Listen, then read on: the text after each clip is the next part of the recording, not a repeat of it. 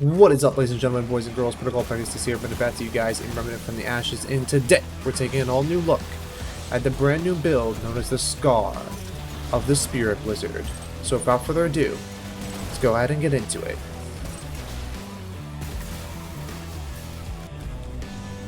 Alright, so jumping over into my character tree here, we are using the hunting pistol as my handgun. Attached onto it is a weapon mod known as Blizzard. From there, for the long gun, I'm using the ricochet rifle. Attached onto it is the weapon mod known as Frozen Mist. The melee weapon is Scar of the Jungle God with the perk Razor Sharp.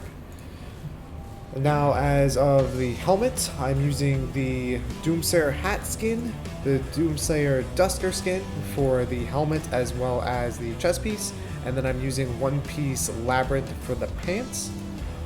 This set, I will show you what it is. This is the Cultist set, just with the skin attached to it. For the necklace, I am using Drift Stone.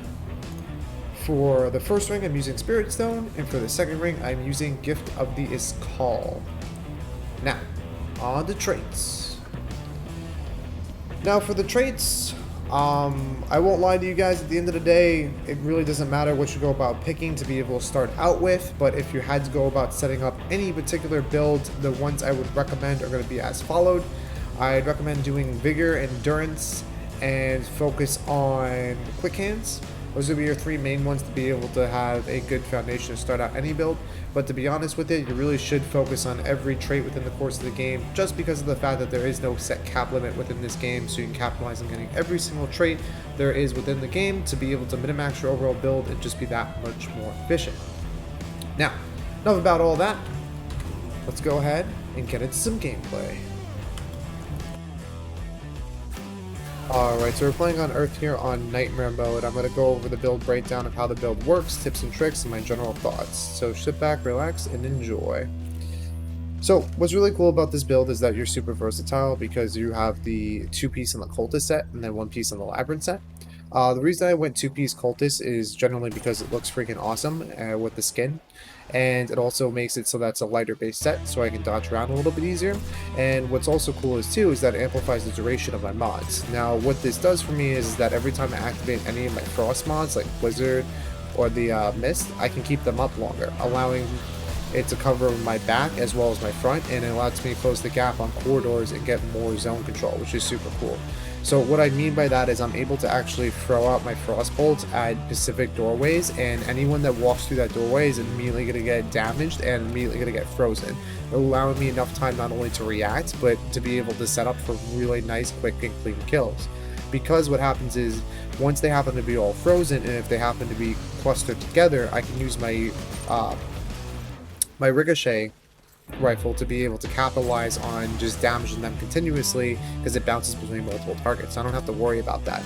An also cool concept is the fact that if I have to pick anyone off really quick, I can use my hunting pistol for that, or do what I like to call as the 1-2 punch combo. So I can use the ricochet rifle into the hunting pistol, back into the ricochet rifle, and it literally takes, if not all their health, or at least down to half when it comes to elites. And it's really good for getting those last minute picks you need when something's running at you, or if someone tries to catch you off guard, when you happen to freeze them, and then you can just pick them off with that 1-2 punch combo. So it works out really, really well. That's actually one of the main reasons I ended up doing the hunting pistol, was just because of the fact that, one, I really like the range on it, but the precision and accuracy makes it really nice to capitalize on the frost damage with it, because I can instantly freeze people and then I can just snipe them from afar and not have to worry about them ever getting close to me, which is really nice. Now if they do get close to me, I end up using the claws as my melee, because it's a fast acting melee and it's even faster when things are slowed, so you can just capitalize on the slow even further just by cleaning up the map with your melee abilities and not having to worry about it. Plus, I also think they look really cool with the actual set, because I think the blue and the white looks really, really nice. Because if you haven't known already, I love customizing my overall character, the look, the feel. It synergizes really nice, because personally, if it doesn't synergize for me, I don't like it. I don't care how cool the build could be, but if it looks stupid, I'm not doing it.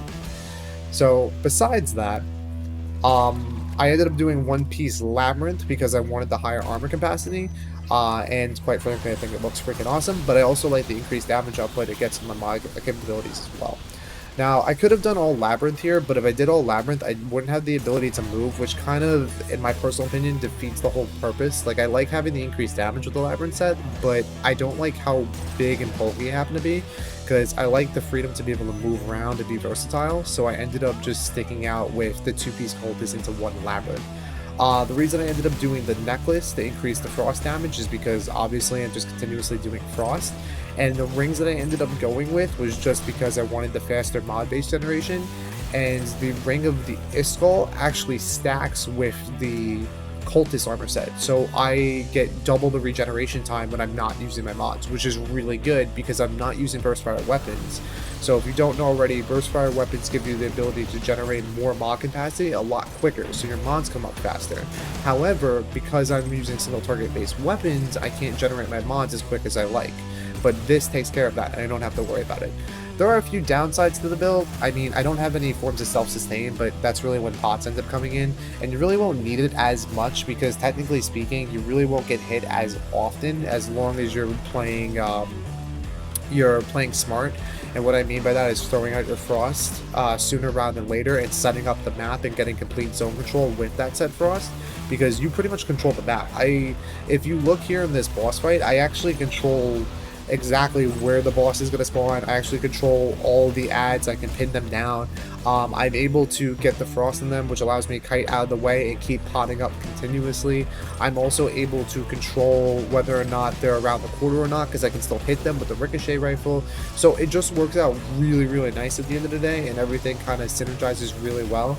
And it actually ended up being a lot of fun. I actually like the build a lot. I think it looks great. It feels fantastic. It's not something I really recommend doing on Nightmare mode, but excuse me, not for Nightmare mode. Obviously, I'm playing on Nightmare mode. For Apocalypse mode. But from there, it's definitely something worth looking into and definitely testing out. I find it to be a lot of fun. And to be honest with you, I don't really play around with Frost so much. So this build was really enjoyable to make, and I hope you guys enjoyed as well.